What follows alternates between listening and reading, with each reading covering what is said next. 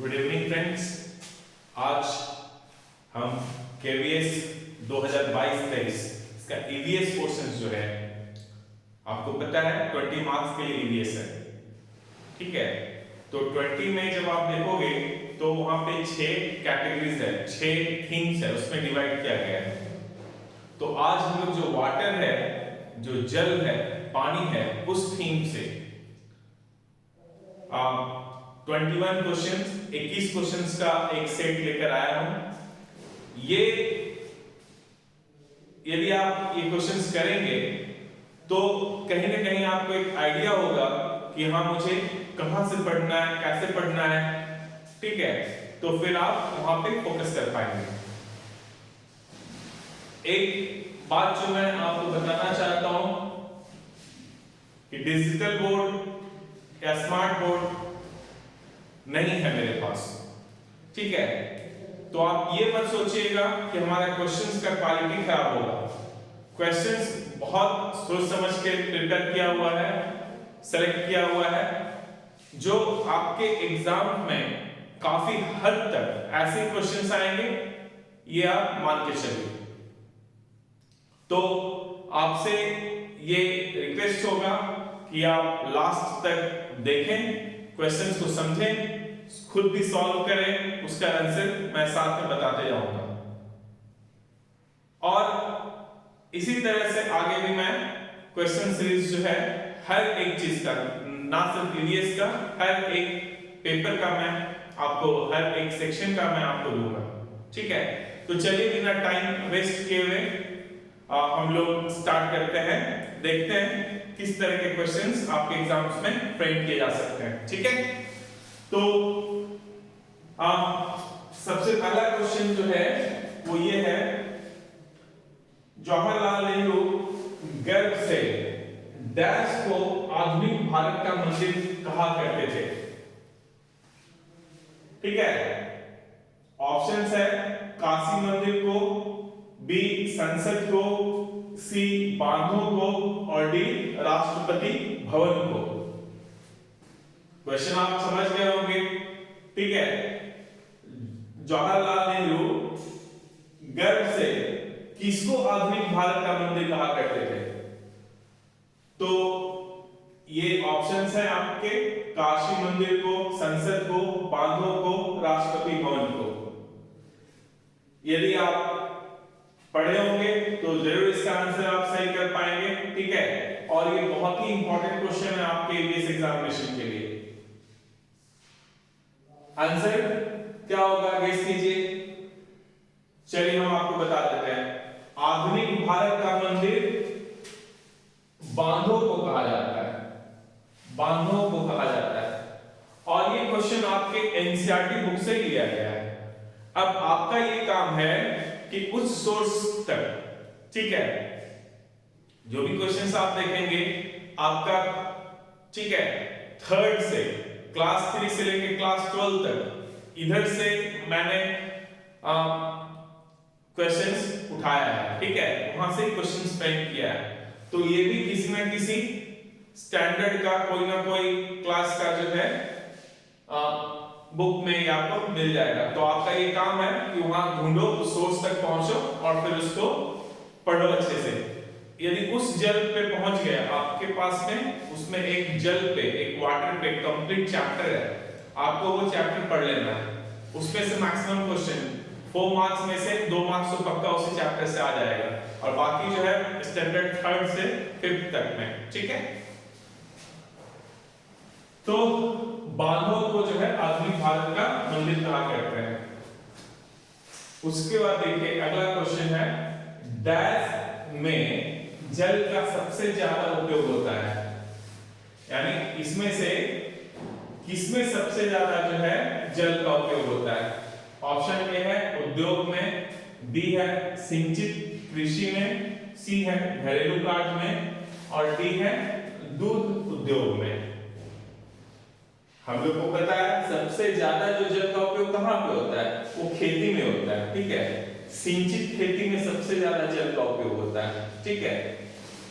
तो आंसर क्या हो जाएगा, सिंचित कृषि में। नेक्स्ट नेक्स्ट क्वेश्चन जो है, आपको पता है जल के बहुत सारे उपयोग हैं, वहां से क्वेश्चन ये सब आ रहे हैं। वर्तमान समय में भारत में कुल विद्युत का कितना प्रतिशत जल विद्युत से प्राप्त होता है? ठीक है, यानी अभी जो है टोटल जो इलेक्ट्रिसिटी प्रोडक्शन हो रहा है, जो विद्युत का प्रोडक्शन हो रहा है, उसमें से जल विद्युत का कंट्रीब्यूशन कितना है? ठीक है, कितना जल विद्युत का पार्ट उसमें से है? ऑप्शंस में देखो है 55%, 55%, बी 80%, सी 22% और डी 5%। ये बहुत इंपॉर्टेंट क्वेश्चन आपके लिए, जल विद्युत का कितना कंट्रीब्यूशन है? तो ये होता है 22%, 22% है। ठीक है, नाउ नेक्स्ट क्वेश्चन है जल जीवन मिशन। तो जल जीवन मिशन जो है ग्रामीण क्षेत्र के लिए स्टार्ट किया गया, आपको पता होगा, आप ये भी जाकर एनसीईआरटी बुक में ढूंढना मिल जाएगा। जल जीवन मिशन अंतर्गत ग्रामीण क्षेत्र में प्रति व्यक्ति को कितना पीने योग्य पानी देने का लक्ष्य है? यानी ग्रामीण क्षेत्र के जो व्यक्तियों हैं, तो प्रत्येक व्यक्ति को कितना पानी देना है? ठीक है, तो 55 लीटर, 45 लीटर, 100 लीटर, 25 लीटर, इसमें से कौन सा आंसर होगा? कितना पानी देना है पर व्यक्ति ग्रामीण क्षेत्र में? तो 55 लीटर आंसर क्या है? 55 लीटर। ठीक है, नेक्स्ट क्वेश्चन है भादु गीत। भादु गीत किस क्षेत्र में गाया जाता है? ठीक है, ये गीत है। ठीक है, ये गीत है जब बाढ़ आता है तो लोग इतने भयभीत हो जाते हैं उससे, तो उससे जो है ना भय के मारे जो है उसे खुश करने के लिए, उस नदी को खुश करने के लिए जो है एक गीत गाया जाता है। ठीक है, तो वही है, भादु गीत किस क्षेत्र में गाया जाता है? दामोदर घाटी क्षेत्र, रेगिस्तान में, दुर्ग क्षेत्र में या पश्चिमी घाट में? ठीक है, तो दामोदर घाटी जो है, आपको पता है दामोदर नदी को बंगाल का शोक भी कहते हैं, बंगाल का शोक भी कहते हैं। तो आंसर है यहाँ पे दामोदर घाटी क्षेत्र, इसी को खुश करने के लिए भादु गीत गाया जाता है, दामोदर घाटी क्षेत्र। आंसर होगा ए, दामोदर घाटी क्षेत्र। अगला क्वेश्चन है सरदार सरोवर बांध किस नदी पर बनाया गया है? सरदार सरोवर बांध, आपको पता है ये बांध के लिए कितना ज्यादा, ठीक है, आपको पता है मिसेस पाटकर जो है उन्होंने आंदोलन किया, नर्मदा बचाओ आंदोलन, है ना, मेगा पाटकर उसके जानी जाती हैं। तो सरदार सरोवर बांध, मुझे लगता है ये हर एक स्टूडेंट को पता होना चाहिए, जो भी केबीएस का एग्जाम देने जा रहे हैं, जो भी सीटेट का एग्जाम दिए हैं, उन सबको ये पता होना चाहिए। सरदार सरोवर बांध किस नदी पे है? कावेरी पर, कृष्णा पर, मीठी नदी पर, नर्मदा पर? बताओ फटाफट, हम एक्सप्लेन नहीं करने जा रहे हैं, सीधा आंसर बता देते हैं। तो ये है नर्मदा पर। देखो अभी हम आपको क्वेश्चंस बता रहे हैं, यदि आप लोग को लगता है कि मैं टू द पॉइंट रहता हूं, सही रहता हूं, तो यदि आप मुझसे कहें तो हर एक पार्ट को एकदम टू द पॉइंट में आपके लिए लेक्चर तैयार करके अपलोड कर सकता हूं। ठीक है, तो नर्मदा पर। अगला क्वेश्चन है किस राज्य में कानून के द्वारा हर घर में छत पर वर्षा जल संग्रहण ढांचा आवश्यक कर दिया गया है? यानी किस राज्य में जो है जब भी लोग घर बनाएंगे या जिनका भी घर है, ठीक है, छत का, तो उसमें कंपलसरी कर दिया गया है एकदम कानूनन रूप से, यदि वो नहीं बनाएगा अपने छत पे वर्षा जल संग्रहण ढांचा, तो उसके ऊपर कानूनी कार्रवाई की जा सकती है। तो वर्षा जल संग्रहण ढांचा तो किस राज्य में है? बिहार, दिल्ली, राजस्थान, तमिलनाडु? बताइए, ये भी आप बता सकते हैं किस राज्य में कानून के द्वारा हर घर में छत पर वर्षा जल संग्रहण ढांचा आवश्यक कर दिया गया है? तो आंसर है ये तमिलनाडु। तमिलनाडु में जो है हर एक घर पे वर्षा जल संग्रहण ढांचा होना आवश्यक है। अगला क्वेश्चन है, निम्न में से किस जल स्रोत का योगदान अधिक है? इसमें से तो सबसे ज्यादा जल स्रोत नदी में कहां से पानी आता है? सोचो क्या होगा इसका आंसर? सबसे निम्न में से किस जल स्रोत का योगदान अधिक है? जल स्रोत का योगदान अधिक है, ठीक है। तो इसमें से जब देखोगे तो किसका सबसे ज्यादा है? 2 पॉइंट समथिंग किसका? ग्लेशियर का है, तो आंसर हो जाएगा ग्लेशियर। उसके बाद है, संसार में अधिकतम ट्यूबवेल किस देश में है? आप सोचो, बताओ संसार में अधिकतम ट्यूबवेल किस देश में है? तो अमेरिका, भारत, चीन, ऑस्ट्रेलिया। तो सबसे ज्यादा ट्यूबवेल से जो है कृषि जो किया जाता है वो भारत में ही है, तो सब ये आंसर सही है, ठीक है, भारत। तो यार पानी का तो होगा किल्लत, इतना ज्यादा ट्यूबवेल लगाओगे तो, है ना। संसार में अधिकतम ट्यूबवेल किस देश में है? तो भारत में है। कौन सी बीमारी दूषित जल पीने से फैलती है? अब देखो कौन सी बीमारी दूषित जल से पीने से फैलती है? एड्स तो नहीं है, आपको पता है कैसे फैलता है। टाइफाइड ये बैक्टीरियल डिजीज है, ठीक है, यही पानी से फैलता है, ठीक है। गंदा पानी पीने से कौन सा बीमारी फैलता है? टाइफाइड। एनीमिया, टेटनस, आपको पता है टाइफाइड इसमें कौन सा है? दूषित जल पीने से है। तो जितना भी दूषित जल पीने से बीमारी फैलता है सबका नाम आप याद कर लेना, ठीक है। टाइफाइड सही आंसर इसका, ठीक है, टाइफाइड हो जाएगा। अगला क्वेश्चन 11th क्वेश्चन जो है,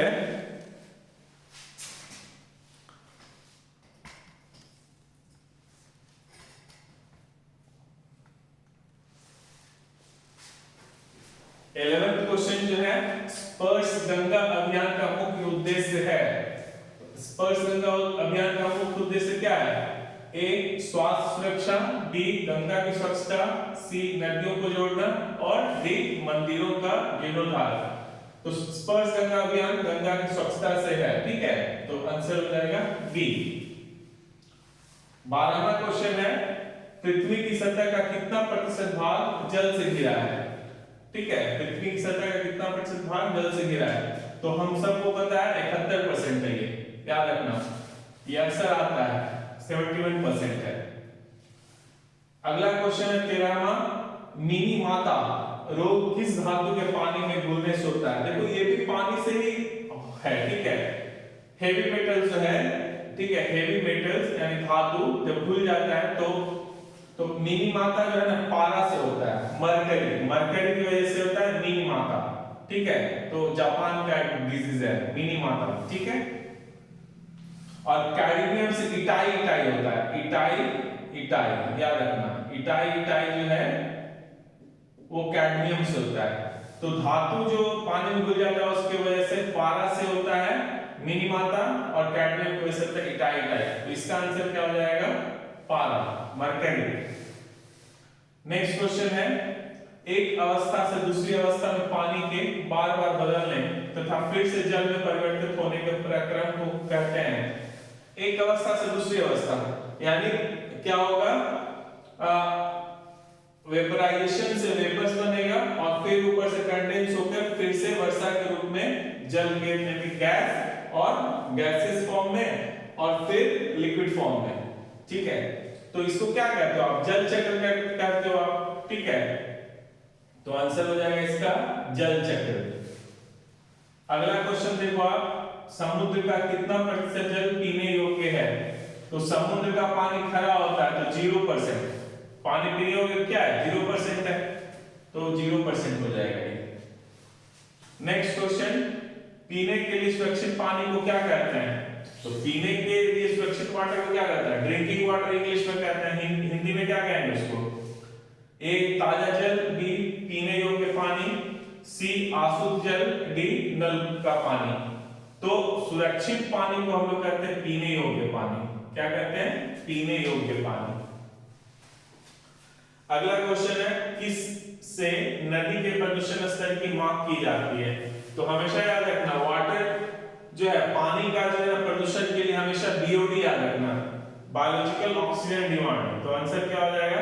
बीओडी। नदी की जगह पे तालाब भी दे देगा, कुछ दे देगा, तो आंसर क्या होगा? बीओडी। एकदम सीधा याद रखो, बीओडी। तो आंसर क्या है? बीओडी। अगला क्वेश्चन है विश्व जल दिवस कब मनाया जाता है?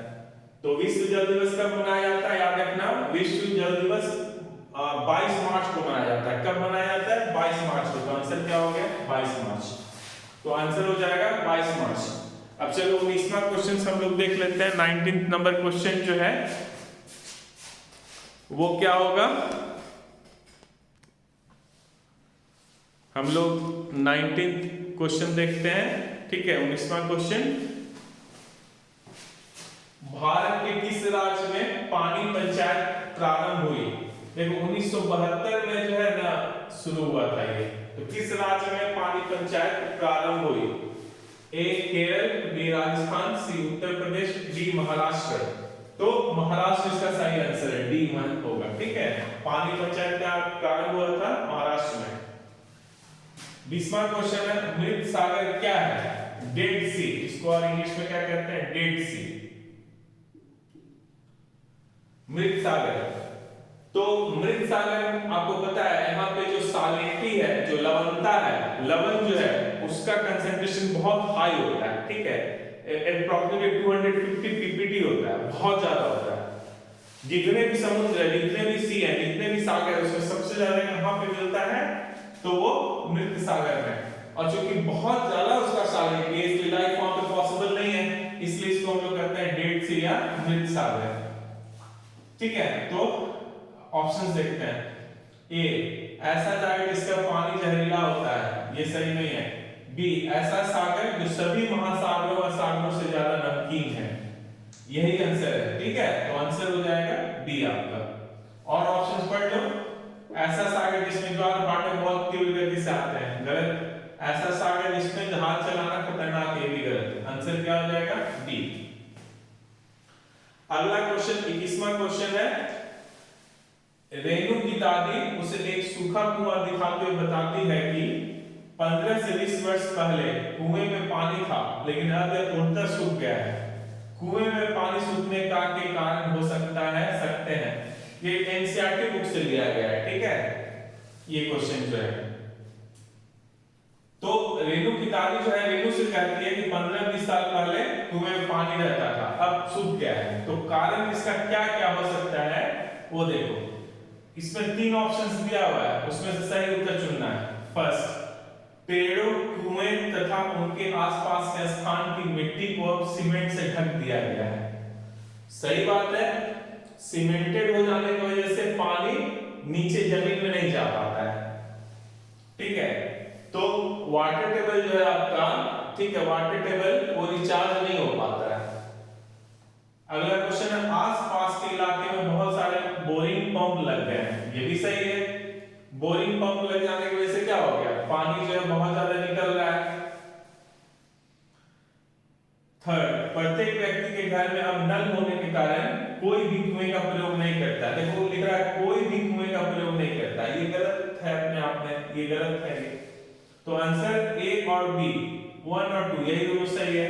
अब इसमें देखो है ये 1 और 2, तो पहले वाले में ये 1 और 2 है ना। ए ऑप्शन क्या है? 1 और 2, बी क्या? केवल 3, सी केवल 1, डी केवल 4। तो ये दोनों सही है। सीमेंटेड होने की वजह से भी पानी नीचे नहीं जा पा रहा है, वाटर टेबल रिचार्ज नहीं हो पा रहा है, और यहाँ पे जो रिचार्ज, जो पानी नीचे है वो आप बोरिंग पंप से निकाल ले रहे हैं। तो ये दोनों सही है। तो आंसर हो जाएगा 1 और 2। ठीक है, तो ये आज हम लोगों ने पहला सेट देखा। ठीक है, ईवीएस के कुछ बहुत इंपॉर्टेंट क्वेश्चंस हमने आपको बताया है। आप इसे समझिए, इस क्वेश्चंस को, और समझकर आप अपने आप को सोचो कैसे मुझे पढ़ना है। ठीक है, कैसे सिलेबस कंप्लीट करना है। यदि आप मुझसे कहेंगे तो बिल्कुल एकदम एग्जामिनेशन पॉइंट ऑफ व्यू से कैसे एग्जाम्स में क्वेश्चंस आ सकते हैं, कहां से आ सकते हैं, उस तरह से मैं आपके लिए प्रिपेयर करके और अपलोड कर सकता हूं। लेकिन उसके लिए आपको बोलना होगा। ठीक है, तो मुझे लगता है आप मेरे इन बोर्ड पे देखिए आप 3 जगह करके मैंने ये 21 क्वेश्चंस लिखा है, इससे आप शायद विचलित नहीं होंगे और समझेंगे चीजों को।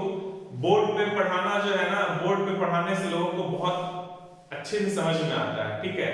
स्मार्ट बोर्ड और डिजिटल बोर्ड ठीक है, लेकिन जितना आप बोर्ड पे समझ पाते हैं ना, उतना उस पे नहीं समझ में आता है, ठीक है। ये अपना अपना लोगों का सोचने का तरीका भी हो सकता है। तो फिर हम कल आपके लिए एक सेट क्वेश्चंस का लेकर आएंगे। तब तक के लिए thank you and good night.